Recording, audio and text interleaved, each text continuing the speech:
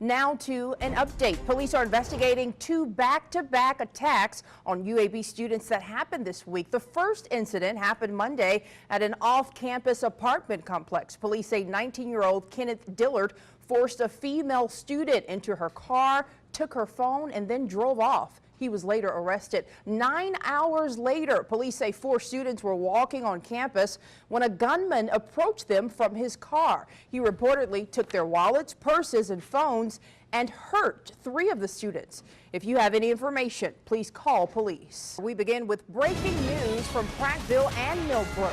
Right now, police are searching for a man who ran from officers after a traffic stop. Prattville Christian Academy was placed on lockdown while officers searched that area. That lockdown has since been lifted. State troopers report the man is wanted for several felonies. If you have any information that can help police, call them immediately.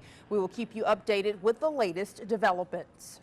Well, now to a developing story. A second healthcare worker who helped treat an Ebola patient in Dallas has now tested positive for the virus. The CDC now has a rapid response team on the scene to handle that situation. 75 other healthcare workers who had contact with the patient are now being monitored for symptoms. Jay Gray has more.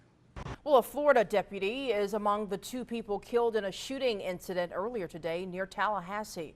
This morning, authorities in Leon County were called to the scene of a house fire when all of a sudden shots were fired. First deputy sheriff arrived. He was ambushed, he was shot, and he was killed. The suspect took the deputy's firearm and then walked down Caracas Court, continuing to actively fire. Another deputy sheriff was shot and wounded. And so far, officials have not released the identities of the deputy and the shooter as the investigation continues.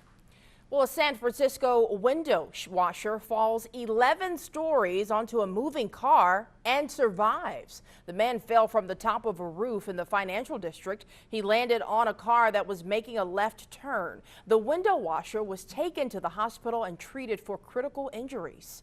The driver of the car was not injured. Witnesses say the man fell on top of the car, crushing the roof and breaking out the back windshield before falling onto the pavement. Well, now to new information. The Alabama Court of Criminal Appeals reversed a 2012 murder conviction because the judge failed to instruct jurors on possible self-defense claims. We have a scam alert to warn you about, and this one is a bit unusual. Someone has been calling Autauga County residents and telling them they've missed jury duty and they need to pay a fine. The alleged con artist tried to convince residents to go get a green dot card at the local pharmacy store and use that card to transfer personal funds. Circuit Clerk Whit Moncrief says this is not how the court system conducts business. Well, now to some sad news to pass along. The Elmore County girl hit by a vehicle in Deatsville has died. Raven Jude Edwards passed away around 4:30 this afternoon.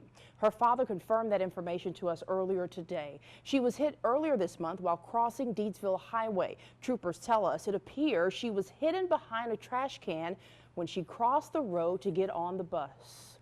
Well, a horrific terror attack. That's what President Obama called the killing of 4 rabbis and a police officer at a Jerusalem synagogue.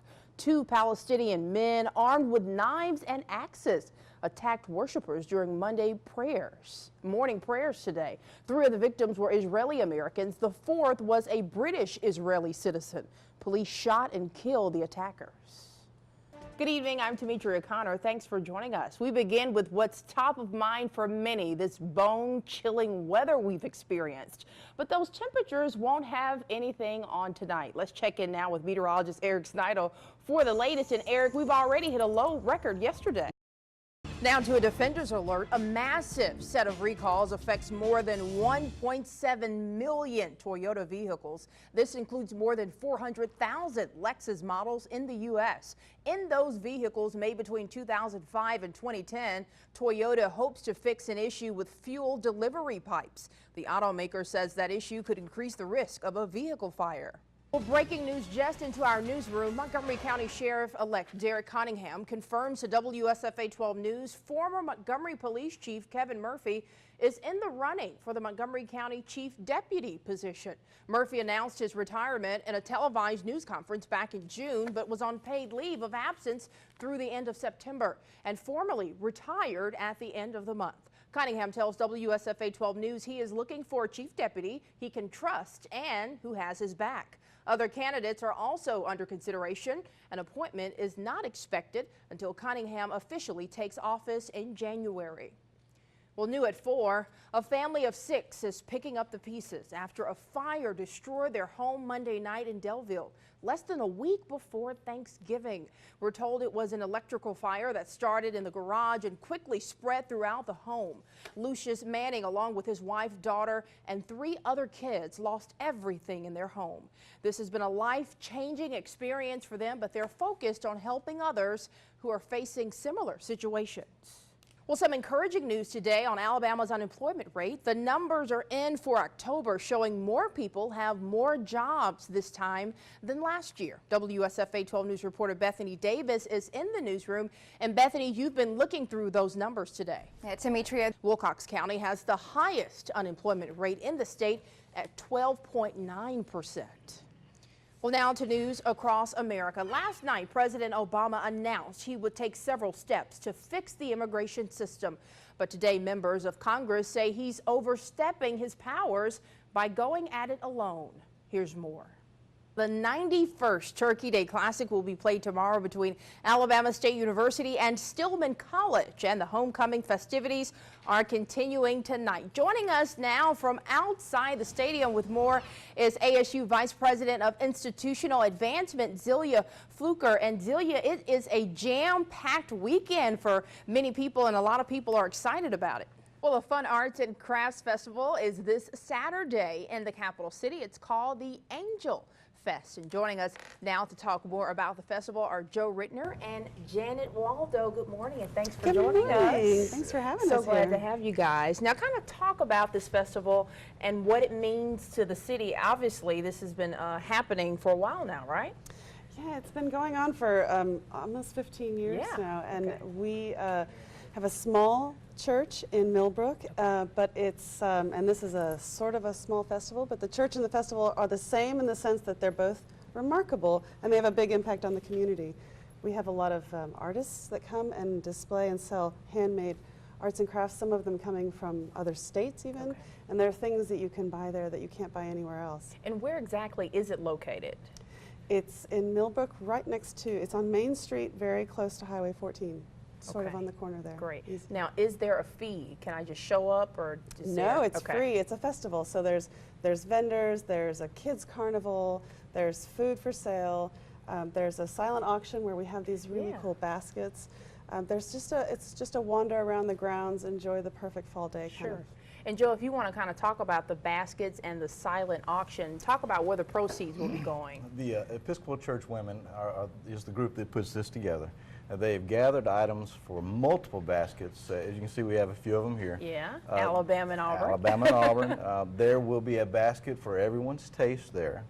So if you're not a football fan, there will be something there that will interest you. Now, the proceeds from the auction, from the bake sale that we'll be having at the same time, and also the Boston butts that we cook, all go to the ECW to help them with their outreach for programs such as the Food Bank Welcome Center. We sponsor several families for Christmas and Thanksgiving for dinner. And anything that they can do for an outreach into the community. Sure. And obviously a family fun themed event going for a good cause. Right. And what time again? Give us the time. It starts at 9 and it ends at 2. And all of the money that we raise goes to, like what Joe was saying, places like the schools in Millbrook and Casada. A lot of outreach we do. But you needed to talk about the butts, the Boston butts. We Very have quickly, we have a special of this they've been doing for many, many years. It's a secret that they put on, and we cook these for about 18 hours Friday. Wow. And they will be ready Saturday morning. Marinating. Best butts in town. All right, well, thank you so much for coming again. And again, this will be this weekend in Millbrook. Right. Yes. All right, thank you so much. And Thank we'll be you. right back with a final check of your forecast. Stay with us.